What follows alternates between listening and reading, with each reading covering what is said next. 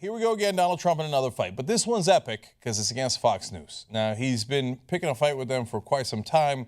I think this is a terrible idea for Donald Trump. There's no one who wins a fight against Fox News on the right-wing side. But this is a heavyweight fight. It's a clash of the egos. Even Fox News, who never bends to anyone, is bending a little bit to Donald Trump. I'll get to that at the end. But first, what is this latest round about? It's because a guy named Rich Lowry was on Fox News on Megyn Kelly's show, and here's what he said about Trump. Part of what's going on here is that last debate. Let's be honest. Carly cut his balls off with the precision of a surgeon, and he knows it. He knows it. He's insulted. Ooh, didn't know it was going to be over that quick. You actually can say that. The FCC rules are for broadcast, not for cable, so you most certainly can say that. But you know what's going to happen with Trump? Here we go. Oh, how dare you? So he's like, can't wait to get to the Twitter machine quickly enough. He's like, oh, give me the tweeter. Give me the tweeter. I'm going to go work on this, Holmes. Okay, so he gets on there and he says, incompetent Rich Lowry lost it tonight on Fox News. He should not be allowed on TV, and the FCC should fine him. Again, not true. The FCC doesn't fine cable for obscenity, and I don't even know balls is obscenity. Anyway, he continues, Fox News owes me an apology for allowing clueless pundit Rich Lowry to use such foul language on TV. Unheard of. This is the same guy who said about Megyn Kelly, she bleeds from wherever, talking about her menstruation, and he's offended by foul language? Please, please. So Rich Lowry's like, oh my God, I'm getting attention. Oh, this is going better than I imagined. Because he's like a small-time pundit for National Review or whatever irrelevant magazine the conservatives have that no one reads. So he jumps on Twitter and he's like, Donald Trump, I thought Carly cut your balls offline might bother you, but you know it's true. In other words, yeah, he did. He's like, oh, please attack me, please attack me. Oh, yes, you attacked me. Yes, I did. So he did it on purpose, of course.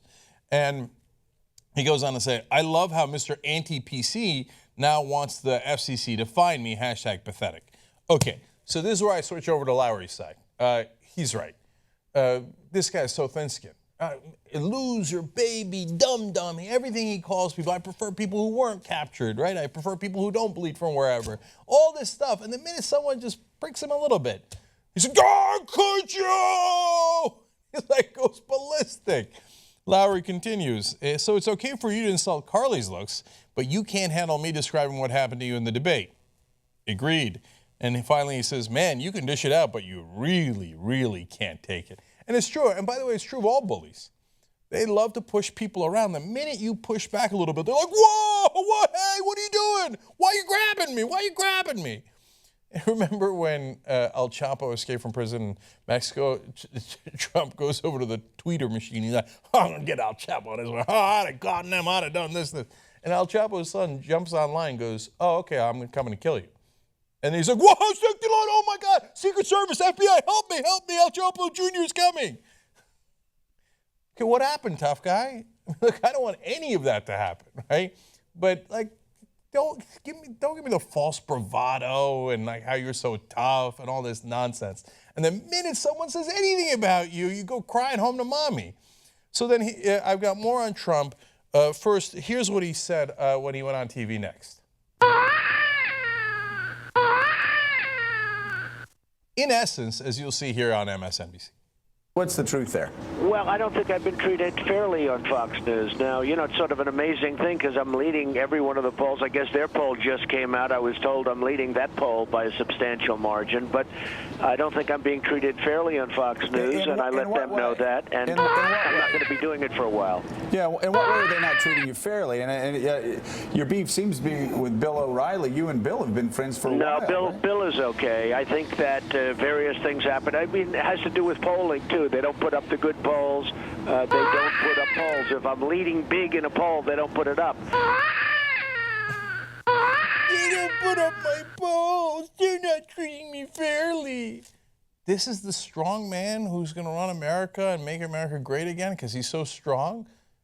He didn't put up my ball. I'm going to take my ball and go home. He's a child, man. That's exactly what he is. More. Fox does not treat me fairly. Megyn Kelly, I mean, you had this loser on last night, this guy Lowry. I never even heard of him. He was so out of control. He lost control of himself. It was actually sad. He lost control of himself last night with what he said. And I guess you got to take a guy like that off the air. But now he's back to bullying. You got to take him off the air. Yes, apologize to me. I am the alpha male. Okay. And by the way, why are you not out of control when you start calling him a loser and everything else? He's a loser, Lowry. Get more. I have never seen anything like it. The level of hatred of him, of George Will, of Krauthammer. And that's because I guess maybe they were so wrong, because they said, number one, I wouldn't run. And then after I ran, they said, well, he's just doing this for fun. He's just having a good time. Okay. I have never seen a conservative alpha male fight of this magnitude, because Fox News doesn't back down from anybody. I mean, if there's anybody else, they would steamroll him. Like if Rick Santorum said, hey, Mr. Fox, you're not me, gone, right? You never hear from Rick Santorum again. In fact, maybe that's what he did, because we haven't heard from him again. But when Trump does it and he goes, you know what? Roger Ailes, who was the biggest of all the conservatives, all of a sudden put out a statement and say, well, let's talk. Really? Here's the Fox News statement. Fox News chairman and CEO Roger Ailes and Donald Trump spoke this morning and plan to have a meeting next week to discuss their differences of opinion regarding Fox's coverage of Mr. Trump's presidential campaign. Ailes will be joined by senior Fox editorial executives.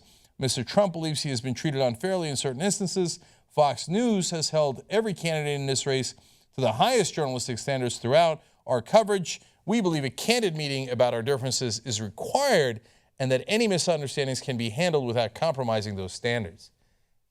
Damn, did I just see Roger do a little bit of this? Oh, man, if Trump gets them to back down, it would be unprecedented. This is as big a clash in right-wing circles as I have ever seen. So that is fun for everybody.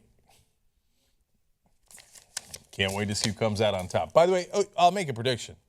I want to be clear about this. Fox will win. They're too big. There are too many of them.